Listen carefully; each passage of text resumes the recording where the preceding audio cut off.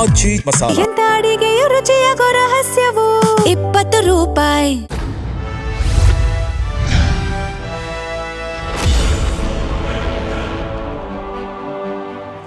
ಇವತ್ತು ಸ್ವಾತಂತ್ರ್ಯದ ಸಂಭ್ರಮ, ಎಲ್ಲೆಡೆ ಕೂಡ ಸ್ವಾತಂತ್ರ್ಯವನ್ನು ಆಚರಣೆ ಮಾಡ್ತಾರೆ. ಹಾಗಾದರೆ ನಿಜಕ್ಕೂ ಕೂಡ ನಮಗೆ ಸ್ವಾತಂತ್ರ್ಯ ಸಿಕ್ಕಿದೆಯಾ? ಸದ್ಯದ ಪರಿಸ್ಥಿತಿ ಹೇಗಿದೆ? ಸಮಾನತೆ ಆಗಿರ್ಬೋದು, ಮಹಿಳಾ ಸ್ವಾತಂತ್ರ್ಯ ಆಗಿರ್ಬೋದು, ಪುರುಷ ಸ್ವಾತಂತ್ರ್ಯ ಆಗಿರ್ಬೋದು, ಪ್ರತಿಯೊಂದನ್ನು ನೋಡುವಾಗ ಇತ್ತೀಚಿನ ದಿನಗಳಲ್ಲಿ ಏನಾಗ್ತಿದೆ, ಸ್ವಾತಂತ್ರ್ಯದ ಸಂಭ್ರಮದ ದಿನದಂದು ಜನಸಾಮಾನ್ಯರು ಏನು ಹೇಳ್ತಾರೆ, ಹಾಗೆಯೇ ಸಂವಿಧಾನದಲ್ಲಿ ಯಾವ ರೀತಿ ಬದಲಾವಣೆ ಬೇಕು, ಬನ್ನಿ ಮಾತಾಡ್ಸ್ಕೊಂಡು ಬರೋಣ. ಸ್ವತಂತ್ರ ಯಾರಿಗೆ ಬಂತು, ఎవರಿಗೆ ಬಂತು? 47ನ ಸ್ವತಂತ್ರ. ದೇಶದಲ್ಲಿರೋ ದಲಿತರಿಗೆ, ದವಣಿಯರಿಗೆ, ಅಲ್ಪಸಂಖ್ಯಾತರಿಗೆ, ಮೂಲ ನಿವಾಸಿಗಳಿಗೆ, ಬಡವರಿಗೆ ಬಂತ 47ನ ಸ್ವತಂತ್ರ. ಅದಾನಿ, ಅಂಬಾನಿ, ಬನಿಯಾ ಇವರಿಗೆ ಬಂತ 47 ಸ್ವತಂತ್ರ. ಏನು ಸ್ವತಂತ್ರ? ಈಗ ಆಗಸ್ಟು 15, 1947ರಿಂದ ಇದು ಭಾರತೀಯ ಇಂಡಿಯಾ. 14/8/1947 ಇಸ್ವಿವರೆಗೆ ಇದು ಬ್ರಿಟಿಷ್ ಇಂಡಿಯಾ. ಇಂಡಿಯಾ ಇರಲಿಲ್ಲ. ಮತ್ತು ಬ್ರಿಟಿಷ್ ಇಂಡಿಯಾ ಯಾವಾಗ ಶುರುವಾಯಿತು? ಅದು ಬ್ರಿಟಿಷ್ ಇಂಡಿಯಾ ಶುರುವಾಗಿದ್ದು 1857 ಇಸ್ವಿಯಲ್ಲಿ. ಅಂದರೆ ಬ್ರಿಟಿಷ್ ಇಂಡಿಯಾ 90 ವರ್ಷ. ಬ್ರಿಟಿಷ್ ಇಂಡಿಯಾ ಆಗೋಕ್ಕೆ ಮೊದಲು ಏನಿತ್ತು? 1747 ಬ್ಯಾಟಲ್ ಆಫ್ ಪ್ಲಾಸಿ, ಸಿರಾಜುದ್ದೌಲಾ. 110 ವರ್ಷ ಬ್ರಿಟಿಷ್ನವರು ನಮ್ಮ ದೇಶದಲ್ಲಿ ಅಂದರೆ ಸಂಸ್ಥಾನಗಳಲ್ಲಿ ನುಗ್ಗಿ ಕೊಲೆ, ದರೋಡೆ, ಹಿಂಸಾಚಾರ, ಅತ್ಯಾಚಾರ, ಭ್ರಷ್ಟಾಚಾರ ಎಲ್ಲ ಅಯೋಗ್ಯತನದ ಕೆಲಸವನ್ನು ಬ್ರಿಟಿಷ್ನವರು ಮಾಡಿ ಬ್ರಿಟಿಷ್ ಇಂಡಿಯಾ ಅನ್ನೋ ಹೆಸರನ್ನು ಅವ್ರು ಇಟ್ಟರು. ಅದಕ್ಕೆ ಮೊದಲು ಏನಿತ್ತು ಅಂದರೆ 1613 ಇಸ್ವಿಯಿಂದ 1747 ಇಸ್ವಿವರೆಗೆ ಈಸ್ಟ್ ಇಂಡಿಯಾ ಕಂಪನಿಯ ದಬ್ಬಾಳಿಕೆ, ದೌರ್ಜನ್ಯ, ಕುತಂತ್ರ, ವಂಚನೆ, ದ್ರೋಹ, ಮೋಸ ಇದೆಲ್ಲನೂ ಮಾಡ್ತಿದ್ರು. ಅದರಲ್ಲಿ ಸುಮಾರು ರಾಜಗಳು ಅವ್ರ ಕಾಲಿಗೆ ಬಿದ್ದು ಬ್ರಿಟಿಷ್ ಕಾಲುಗಳನ್ನು ನಕ್ತಿದ್ರು. ಇದು ಚರಿತ್ರೆ. ಅಂದರೆ ಸ್ವತಂತ್ರ ಬಂತು, ಯಾರಿಂದ ಹೋಯ್ತು, ಯಾವಾಗ ಹೋಯ್ತು ಅದನ್ನು ಈಗ ಹೇಳಿದ್ದೀನಿ. ಅದು ವೀಕ್ಷಕರು ಅರ್ಥ ಮಾಡ್ಕೋಬೇಕು. ಯಾರಿಂದ ಹೋಯ್ತು, ಯಾವ ಕಾಲದಲ್ಲಿ ಹೋಯ್ತು, ಅದರಲ್ಲಿ ಮಾರ್ಟೈಯರ್ ಯಾರು, ಟ್ರೈಟರ್ ಯಾರು ಒಂದು ಆಯಿತು. ಈಗ ಸ್ವತಂತ್ರ ಹೋರಾಟ ಕಾಲ ಅಂದರೆ ಇದು 1857 ಇಸ್ವಿಯಿಂದ 1947 ಇಸ್ವಿ, 90 ವರ್ಷ. ಅದರಲ್ಲಿ 20ನೇ ಶತಮಾನ ಭಾರಿ ಇಂಪಾರ್ಟೆಂಟ್. ಅಂದರೆ 1900 to 1947 ಇದರಲ್ಲಿ 9500 ಹುತಾತ್ಮರು ಪ್ರಾಣ ಬಿಟ್ಟಿದ್ದಾರೆ. ಅವ್ರನ್ನ ಗಲ್ಲಿ ಶಿಕ್ಷೆಗೆ ಹತ್ತಿಸಿದ್ದಾರೆ, ಬುಲ್ಲಟ್ಟಲ್ಲಿ ಸಾಯಿಸಿದ್ದಾರೆ. 9500 ಜನ ಹುತಾತ್ಮರು. ಅದರಲ್ಲಿ ಒಬ್ಬರದ್ದು ಮಾತ್ರ ಈಗ ಹೇಳ್ತೀನಿ, ಟೈಮ್ ಇಲ್ಲ ಅದರಿಂದ. ಉತ್ತಮ್ ಸಿಂಗ್. ಈಗ 1919 ಇಸ್ವಿಯಲ್ಲಿ ಜಾಲಿಯನ್ ವಾಲಾಬಾಗ್, ಅಲ್ಲಿ ಸಾವಿರಾರು ಭಾರತೀಯರು ಅಲ್ಲಿ ರೌಲಟ್ ಆ್ಯಕ್ಟಿಗೆ ವಿರೋಧವಾಗಿ ಪೀಸ್ಫುಲ್ಲಾಗಿ ಹೋರಾಟ ಮಾಡ್ತಿದ್ರೆ ರೆನಾಲ್ಡ್ ಡಯರ್ ಅವನು ಫೈರ್ ಮಾಡ್ತಾನೆ 3000 ಭಾರತೀಯರನ್ನ ಕೊಂದಿದ್ದಾನೆ. ಪೋಸ್ಟ್ಮಾರ್ಟಮ್ ರಿಪೋರ್ಟೇ 1542 ಬುಲೆಟ್ಗಳು ಹಿಟ್ಟಾಗಿ ಸತ್ತಿದ್ದಾರೆ ಎಂದು ಬಂದಿದೆ. ಇದನ್ನು ನೋಡ್ತಾನೆ ಯಾರು? ಉತ್ತಮ್ ಸಿಂಗ್ ಆ ಸಂದರ್ಭದಲ್ಲಿ ಫ್ರಾನ್ಸಿಸ್ ಡಯರ್ ಅವನು ಲೆಫ್ಟಿನೆಂಟ್ ಜನರಲ್ ಗವರ್ನರ್ ಆಗಿರ್ತಾನೆ. ಅವನ್ನ ಹುಡ್ಕೊಂಡು ಉತ್ತಮ್ ಸಿಂಗು ಲಂಡನ್ಗೆ ಹೋಗಿ ಅಲ್ಲಿ ಹೋಟೆಲ್ಗಳಲ್ಲಿ ಕೆಲಸ ಮಾಡಿ ಸಂಪಾದನೆ ಮಾಡಿ ಒಂದು ರಿವಾಲ್ವರನ್ನು ಖರೀದಿ ಮಾಡಿ ಕಾಕ್ಸ್ಟನ್ ಹಾಲ್ನಲ್ಲಿ 1940 ಮಾರ್ಚ್ ತಿಂಗಳಲ್ಲಿ ಶೂಟ್ ಮಾಡಿ ಸಾಯಿಸ್ತಾರೆ. The great greatest martyr of our nation, Uttam Singh, the great Uttam Singh. ಅದೇ ರೀತಿಯಲ್ಲೇ ಭಗತ್ ಸಿಂಗ್, ರಾಜ್ಗುರು ಸುಖದೇವ್, ಆಜಾದ್, ಈ ಥರ ಹುತಾತ್ಮರು. ಇವರ ರಕ್ತದಿಂದ, ಇವರ ಬೆವರು, ಇವರ ತ್ಯಾಗದಿಂದ ಬ್ರಿಟಿಷ್ನವರು ದೇಶ ಬಿಟ್ಟು ಹೋದರು. ದೇಶ ಬಿಟ್ಟು ಹೋದ ಮೇಲೆ ಹೀಗೆ ಏನಿದೆ, ನಮ್ಮ ದೇಶ ಭಾರಿ ರಿಚ್ ಕಂಟ್ರಿ, ಎಲ್ಲ ಇದೆ, ಆದರೆ ಪುವರೆಸ್ಟ್ ಪೀಪಲ್. 120 ಕೋಟಿ ಜನರಿಗೆ ಕೆಲಸ ಇಲ್ಲ, ಕೂಲಿ ಇಲ್ಲ, ಊಟ ಇಲ್ಲ, ಬಟ್ಟೆ ಇಲ್ಲ, ಬರ ಇಲ್ಲ, ಬೆಡ್ರೂಮ್ ಇಲ್ಲ, ಪಿಲ್ಲೋ ಇಲ್ಲ, ಟ್ರಾವೆಲ್ ಇಲ್ಲ, ಒಳ್ಳೆ ಬಟ್ಟೆ ಇಲ್ಲ, ಔಷಧಿ ಇಲ್ಲ, ಹಣ ಇಲ್ಲ, ಅಧಿಕಾರ ಇಲ್ಲ, ಏನೂ ಇಲ್ಲ ಅಂದು ಕೇರಿಗಳಲ್ಲಿ, ಗೂಡ್ಸುಗಳಲ್ಲಿ, ಬೀದಿಗಳಲ್ಲಿ 120 ಕೋಟಿ ಜನರು ಬಂದಿದ್ದಾರೆ. ರಿಚೆಸ್ಟ್ ಕಂಟ್ರಿ, ಪೂರೆಸ್ಟ್ ಪೀಪಲು, ತಿನ್ನೋಕ್ಕೆ ಬಟ್ಟೆ ಇಲ್ಲ, ಊಟ ಇಲ್ಲ ಅಂದು. ಆದರೆ ಆಡಳಿತದಲ್ಲಿ ಇರೋರು ಎಲ್ಲರ ತಲೆಯಲ್ಲಿ ಎಲ್ಲರ ಹೊಟ್ಟೆಯಲ್ಲಿ ಪಾಯ್ಸನ್ ಬೀಜವನ್ನು ಹಾಕಿ ದ್ವೇಷ, ದ್ರೋಹ, ವಂಚನೆ, ಕೊಲೆ ಇದೆಲ್ಲ ಮಾಡ್ತಾ ಇದ್ದಾರೆ. ಅಂದರೆ human to human, ruler human being, ruled ಹ್ಯೂರ್ being, rich human, poor human. The word human is derived from Latin word humus ಅಂದರೆ ಮಣ್ಣು. ಹುಟ್ಟಿದಾಗಲೇ ಮಣ್ಣಿಂದನೇ ಹುಟ್ಟುತ್ತಾನೆ, ಮಣ್ಣಿಗೆ ಹೋಗಿ ಸೇರ್ತಾನೆ. ಬರ್ತು, ಡೆತ್ತು ಬೇರೆ ಬೇರೆ ಎಲ್ಲ, it's one. But the human being should follow humility. ತಾರತಮ್ಯ ಇಲ್ಲದೆ ಪ್ರತಿ ಮನುಷ್ಯನೇ ಎಂದು ನೋಡಬೇಕಾಗತ್ತೆ. ಆದರೆ ಸಿದ್ಧಾಂತಗಳು, ಧರ್ಮಗಳು ಕೆಟ್ಟದಾಗಿ ಹೇಳ್ಕೊಟ್ಟು ಕೀಳು ಜಾತಿ, ಮೇಲು ಜಾತಿ, ಕೀಳು ವರ್ಗ, ಮೇಲು ವರ್ಗ, ಬಡವ, ಶ್ರೀಮಂತ, ಕೋಟ್ಯಾಧೀಶರ, ಒಬ್ಬ ಮನುಷ್ಯ 20,000 ಕೋಟಿ ಖರ್ಚು ಮಾಡಿ ಮನೆ ಕಟ್ತಾನೆ, ಮಗನ ಮದುವೆಗೆ 6,000 ಕೋಟಿ ಖರ್ಚು ಮಾಡಿ ಮದುವೆ ಮಾಡ್ತಾನೆ. ಆದರೆ ಈ ದೇಶದಲ್ಲಿ ಲಕ್ಷಾಂತರ ಕೋಟ್ಯಾಂತರ ಮಗುವಿಗೆ ಹಾಲಿಲ್ಲ, ಬೀದಿನಲ್ಲಿ ಮಲಗ್ತಾ ಇದೆ, ಮಾಲ್ ನ್ಯೂಟ್ರಿಷನ್ ಇದೆ, ತಿನ್ನೋಕ್ಕೆ ಊಟ ಇಲ್ಲ, ಹೊಟ್ಟೆ ಇಲ್ಲ, ಈ ಪರಿಸ್ಥಿತಿ ಇದೆ. ಇದು 2 ದೇಶ ಆಗಿಬಿಟ್ಟಿತ್ತು, ಒಂದು ಬಡತನದ ದೇಶ, ಒಂದು ಶ್ರೀಮಂತರ ದೇಶ ಅಂತ ಆಗ್ತಾ ಇದೆ. ಇದಕ್ಕೆ ಸ್ವತಂತ್ರ ಹೋರಾಟ ಕಾಲದಲ್ಲಿ ಪ್ರತಿಯೊಬ್ಬರು ಭಾರತ ಒಂದೇ, ಎಲ್ಲರಿಗೂ ಎಲ್ಲ ಹಕ್ಕು, ಎಲ್ಲರಿಗೂ ಊಟ, ಎಲ್ಲರಿಗೂ ವಿದ್ಯಾಭ್ಯಾಸ, ಎಲ್ಲರಿಗೂ ಕೆಲಸ, ಎಲ್ಲರಿಗೂ ಔಷಧಿ, ಎಲ್ಲರಿಗೂ ಮನೆ, ಎಲ್ಲರಿಗೂ ನೀರು, ಎಲ್ಲರೂ ಸಮಾನತೆ ಅಂದು ಯಾವತ್ತು ಬರುತ್ತೆ, ಅದುವೇ ಡೆಫಿನೆಟ್ ಸ್ವತಂತ್ರ. ಅದರಿಂದನೇ ಡಾಕ್ಟರ್ ಅಂಬೇಡ್ಕರ್ ಹೇಳಿದರು, ನಮಗೆ ಪೊಲಿಟಿಕಲ್ ಇಂಡಿಪೆಂಡೆನ್ಸ್ ಬಂದಿದೆ, ಆರ್ಥಿಕ ಸ್ವತಂತ್ರ ಬಂದಿಲ್ಲ. ಆರ್ಥಿಕ ಸ್ವತಂತ್ರ ಬರಲಿ ಎಂದು ಶುಭಾಶಯ ಹೇಳ್ತೀನಿ. ಸ್ವಾತಂತ್ರ್ಯ ದಿನ ಜಿಂದಾಬಾದ್. ಇಂಡಿಪೆಂಡೆನ್ಸ್ ಡೇ ಏನು ಹೇಳೋಕೆ ಇಷ್ಟಪಡ್ತೀರಾ? ನಿಜಕ್ಕೂ ನಮಗೆ ಸ್ವಾತಂತ್ರ್ಯ ಸಿಕ್ಕಿದೆಯಾ ಸರ್? ಈಗ 79 ಮುಗಿದು 80ನೇ ವರ್ಷದ ನಾವು ಒಂದು ಸ್ವಾತಂತ್ರ್ಯೋತ್ಸವ ಕಾರ್ಯಕ್ರಮ ಆಚರಣೆ ಮಾಡ್ತಾಯಿದ್ದೀವಿ.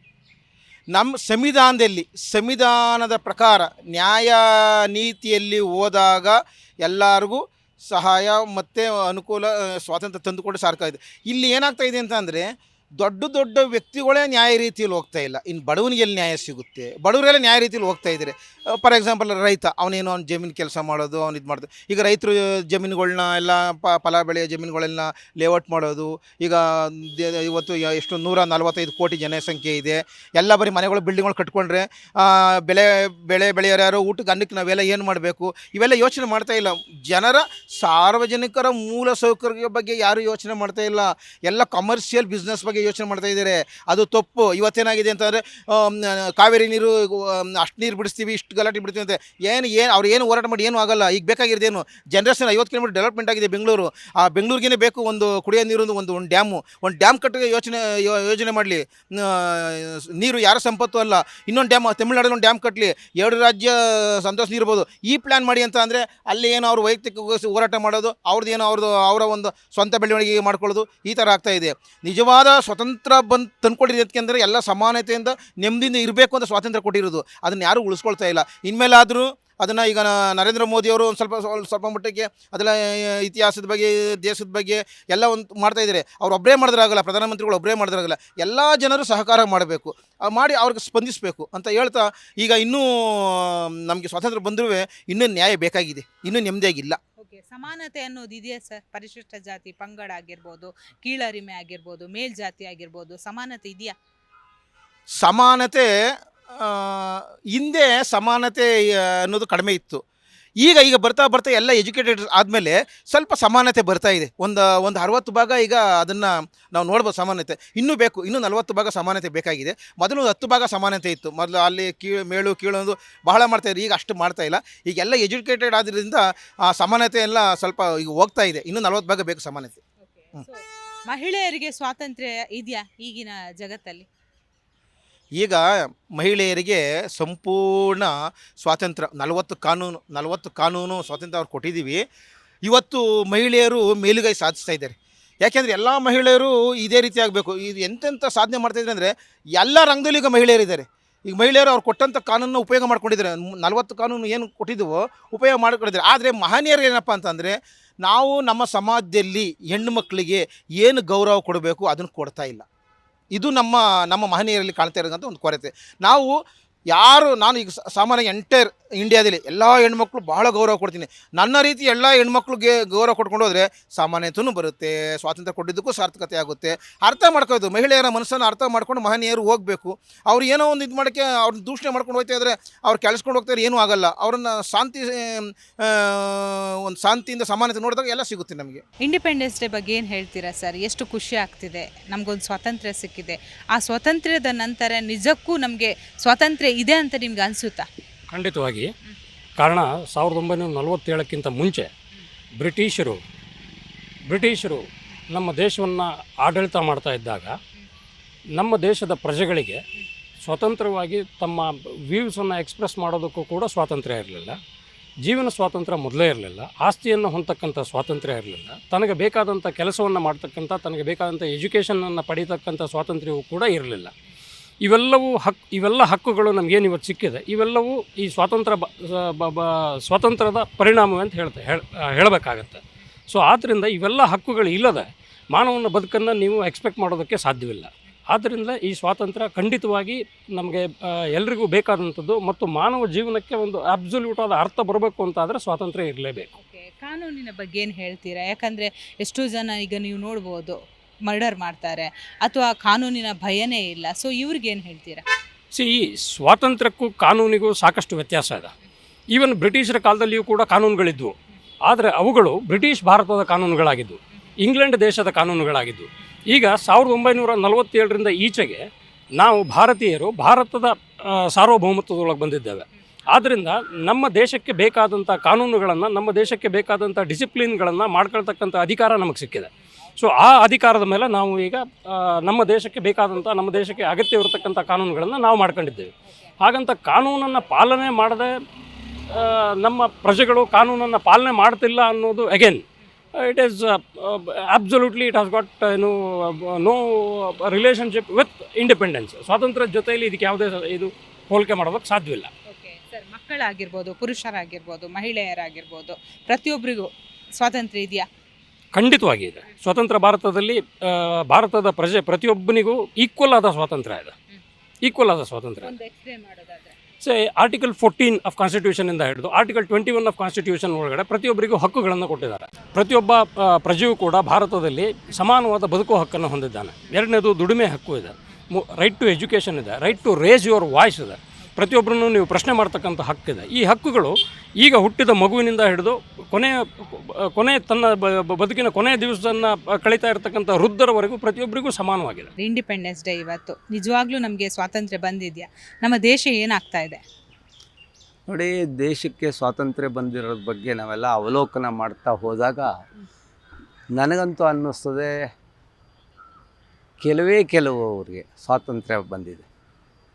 ಎಲ್ಲಿಯ ಸ್ವಾತಂತ್ರ್ಯ ಅಂತ ನಾವು ಹೇಳ್ತೀವಲ್ಲ, 47ರ ಸ್ವಾತಂತ್ರ್ಯ ಎಲ್ಲಿಗೆ ಬಂತು, ಯಾರಿಗೆ ಬಂತು ಅಂತ ಹೇಳೋಂಥ ಒಂದು ಹಾಡುಗಳನ್ನ ನಾವು ಕೇಳಿದಾಗ ಅದು ದುಡಿಯೋ ವರ್ಗಕ್ಕೆ ಇನ್ನೂ ಬಂದಿಲ್ಲ. ಮತ್ತು ಕೆಳವರ್ಗದವರಿಗೆ, ಮಧ್ಯಮ ವರ್ಗದವರಿಗೆ ಯಾವತ್ತೂ ಬರೋದಿಲ್ಲ. ಯಾಕೆಂದರೆ ಕಾನೂನೇ ಹಾಗಾಗೋಗ್ಬಿಟ್ಟಿದೆ. ಕೆಲವೊಂದು ಸರಿ ಕಾನೂನನ್ನು ಎಲ್ಲರಿಗೂ ಕಾನೂನು ಒಂದೇ, ದೊಡ್ಡವರು ಚಿಕ್ಕವರು ಎಲ್ಲರಿಗೂ ಸಹ ಕಾನೂನು ಒಂದೇ ಅಂತ ಹೇಳ್ತಾರೆ. ಆದರೆ ಕೆಲವೊಂದು ವಿಚಾರಗಳಲ್ಲಿ ನಾವು ನೋಡಿದಾಗ ದೊಡ್ಡವರಿಗೆ ಒಂದು ಕಾನೂನು, ಚಿಕ್ಕವರಿಗೆ ಒಂದು ಕಾನೂನು.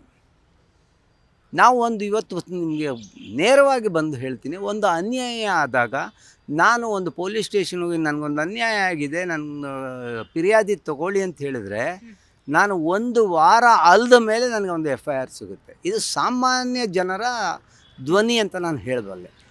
ಒಬ್ಬ ರೈತಾಪಿ ಜನ ಇರ್ಬೋದು, ಒಬ್ಬ ಮಧ್ಯಮ ವರ್ಗದವನು ಇರ್ಬೋದು, ಮತ್ತು ಇನ್ನೊಬ್ಬ ಅತಿ ಕೆಳಮಟ್ಟದವನು, ಅವ್ನಿಗೆ ಅನ್ಯಾಯ ಆಯಿತು ಅಂದರೆ ಅಲ್ಲಿ ಪೊಲೀಸ್ ಸ್ಟೇಷನಲ್ಲಿ ಅವ್ನು ಹೋಗೋದೇ ಮೊದಲು ಪೊಲೀಸ್ ಸ್ಟೇಷನ್ಗೆ, ಇನ್ಯಾರ ಹತ್ರನೂ ಹೋಗ್ಲಿಕ್ಕೆ ಸಾಧ್ಯನೇ ಇಲ್ಲ. ಅಂಥ ಜಾಗದಲ್ಲಿ ಅವನ್ನ ಕರೆದು ಮಾತಾಡಿಸಿ, ಹೌದಪ್ಪ ನಿನಗೆ ಅನ್ಯಾಯ ಆಗಿ ಬಾ ಇಲ್ಲಿ ನಿನ್ಗೆ ಏನಾದ್ರು ಮಾಡ್ತೀನಿ ಅಂತ ಹೇಳೋದೇನಾದರೂ ಇದ್ದಿದ್ದರೆ ನಿಜವಾಗ್ಲೂ ಸ್ವಾತಂತ್ರ್ಯ ಬಂದಿದೆ ಅಂತ ಹೇಳ್ಕೊಬೋದು. ಹಾಗೆಯೇ ಹೆಣ್ಣು ಮಕ್ಕಳ ಬಗ್ಗೆನೂ ಹೇಳಬೇಕಾದ್ರೆ ಇವತ್ತು ಕ್ರೈಮ್ ಹೆಚ್ಚಿಗೆ ಆಗ್ತಾ ಇರೋದು.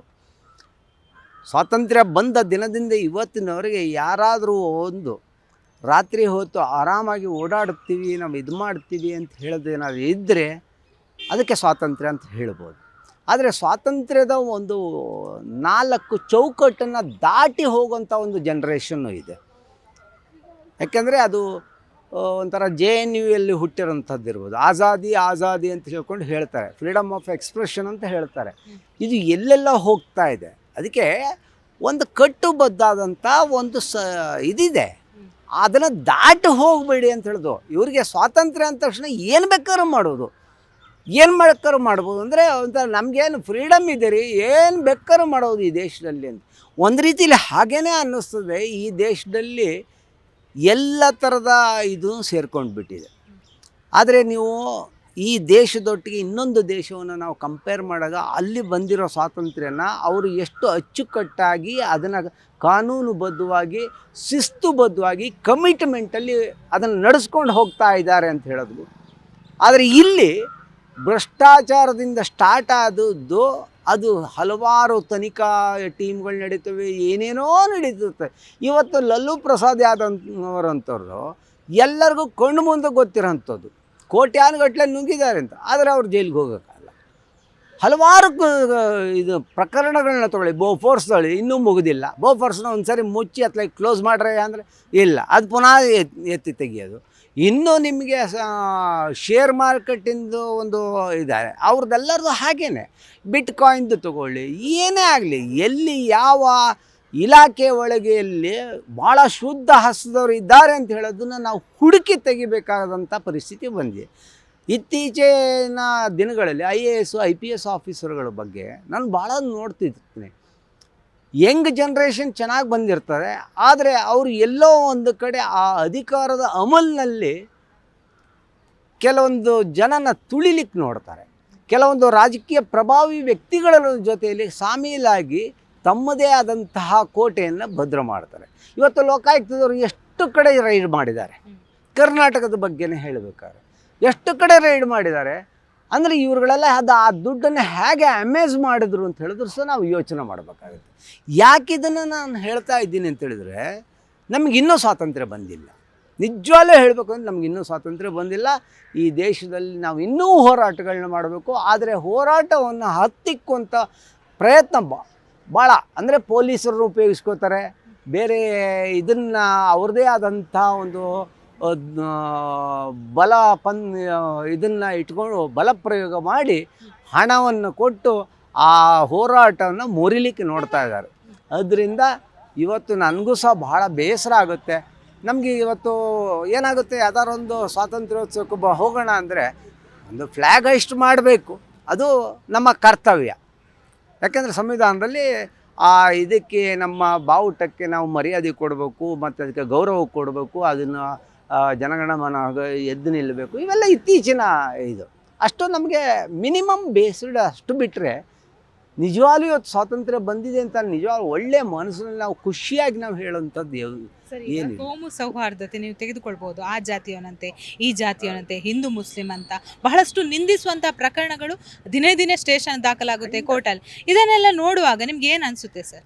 ಅದಕ್ಕೆ ಇವತ್ತು ಹೇಳ್ತಿರೋದು ಎಷ್ಟು ಸಂಕುಚಿತ ಭಾವದಲ್ಲಿ ಇದ್ದೀವಿ ನಾವು ಅಂತ ಹೇಳಿದರೆ, ಒಬ್ಬ ಇನ್ನೊಬ್ಬ ಒಂದು ಮತೀಯ ಇದ್ರ ಬಗ್ಗೆ ಒಂದು ಸಣ್ಣ ಕಮೆಂಟ್ ಮಾಡಿದ್ರೆ ಸಾಕು, ಅದ್ರ ಮೇಲೆ ಒಂದು FIR. ಆ FIRನ 5 ನಿಮಿಷ ತಡ ಇಲ್ದೇ ಪೊಲೀಸರು ರಿಜಿಸ್ಟರ್ ಮಾಡ್ತಾರೆ. ನೋಡಿ, ಇದನ್ನೇ ನಾನು ಹೇಳಿದ್ದು. ನೀವು ಏನು ಇದ್ರ ಬಗ್ಗೆ ಮತೀಯ ಗಲಭೆಗಳದು ಇದನ್ನೆಲ್ಲ ಹೇಳಿದ್ರಿ, ಅದು ಹೀಗೇ ಆಗಿದೆ ಇವತ್ತು. ಹೇಟ್ ಸ್ಪೀಚ್ ಬಗ್ಗೆ ಮತ್ತು ದೊಡ್ಡ ದೊಡ್ಡ ರಾಜಕಾರಣಿಗಳು ಮಾತನಾಡಿದ್ರದ್ದು, ಅವರು ದ್ವೇಷಕಾರಿ ಭಾಷಣಗಳನ್ನ ಮಾತಾಡ್ತಾರೆ. ಮತ್ತು ಒಂದು ಕೋಮು ಇನ್ನೊಂದು ಕೋಮಿನ ಬಗ್ಗೆ ಬೈಯೋದ್ರ ಬಗ್ಗೆ ಹೇಳ್ತಾರೆ. ಅಂತಹ ಇದರಲ್ಲೆಲ್ಲವೂ ಸಹ 2-3 ಸೆಕೆಂಡ್ಗಳಲ್ಲಿ ಯಾರೋ ಒಬ್ಬನ್ನ ಎತ್ತು ಕಟ್ಟಿ ಅವ್ನು ತೊಗೊಂಡೋಗಿ ಒಂದು ಕಂಪ್ಲೇಂಟ್ ಕೊಟ್ಟ ತಕ್ಷಣ ಅದರ ರಿಜಿಸ್ಟ್ರ್ ಮಾಡಿಕೊಂಡು ಅವನು ಎಲ್ಲಿದ್ದಾನೆ ಅಂತ ಹುಡುಕೊಂಡು ಹೋಗಿ ಅವನ್ನ ಅರೆಸ್ಟ್ ಮಾಡ್ಕೊಂಡು ಬರ್ತಾರೆ. ಇವತ್ತು ನನಗೆ ಪ್ರಸ್ತುತ ನಾನು ನಿಮ್ಗೆ ಹೇಳ್ತೀನಿ, ಏನೇನೂ ಆಗಿಲ್ಲ, ಯಾವುದೋ ಒಂದು ಪೊಲೀಸ್ ಸ್ಟೇಷನ್ ಮುಂದೆ ನಿಂತ್ಕೊಂಡು ವೀಡಿಯೋ ಮಾಡಿ ಒಂದು ಸಣ್ಣ ನಾವೊಂದು ಹಿಂಗೊಂದು ಕಂಪ್ಲೇಂಟ್ ಕೊಟ್ಟ, ಆ ಕಂಪ್ಲೇಂಟಿಂದ ಅವರೇನು ನಡೆಸ್ತಿದ್ದಂಥ ನೆಗೆ ಒಂದು ನಾಟಕ ನಿಂತು ಹೋಗಿದೆ, ಇಷ್ಟೇ ಅವ್ರು ಹೇಳಿದ್ದು, ಇನ್ನೇನೂ ಹೇಳಿಲ್ಲ. ಅದ್ರ ಮೇಲೆ ಒಂದು ಕಂಪ್ಲೇಂಟ್ ಹಾಕಿ ಅವ್ರು ಎಲ್ಲೋ ಹೊರಗಡೆ ಇದರಲ್ಲಿ 500-600 ಕಿಲೋಮೀಟ್ರ್ ದೂರದಲ್ಲಿ ಇದ್ದವರು ಅಲ್ಲಿಗೆ ಕಾರ್ ಹಾಕ್ಕೊಂಡೋಗಿ ಅವ್ರನ್ನ ಅರೆಸ್ಟ್ ಮಾಡಿಕೊಂಡು ಬರೋಂಥದ್ದು ವ್ಯವಸ್ಥೆ ಇವತ್ತು ನಮ್ಮಲ್ಲಿದೆ. ಅಂದರೆ ಯಾಕೆ ಇದನ್ನು ಹೇಳ್ತಾ ಇದ್ದೀನಿ ಅಂದರೆ, ನಿಜವಾಗ್ಲೂ ಅನ್ಯಾಯದವನಿಗೆ ಹಳ್ಳಿಗಳಲ್ಲಿ ಗಲಾಟೆ ಆಗಿದ್ದಲ್ಲಿ ನೀವು ಕಂಪ್ಲೇಂಟನ್ನು ರಿಜಿಸ್ಟರ್ ಮಾಡೋಕ್ಕೆ ಹೋಗಲ್ಲ. ಇದು ಒಂಥರ ಸುಮ್ಮನೆ ಅಷ್ಟೇ ನಾಟಕೀಯವಾದ ಒಂದು, ಆಮೇಲೆ ಅದು FIR ಆಗುತ್ತೆ. FIRನ ಹೈಕೋರ್ಟಲ್ಲಿ ತರ್ತಾರೆ, ಸ್ಟೇ ಮಾಡ್ತಾರೆ.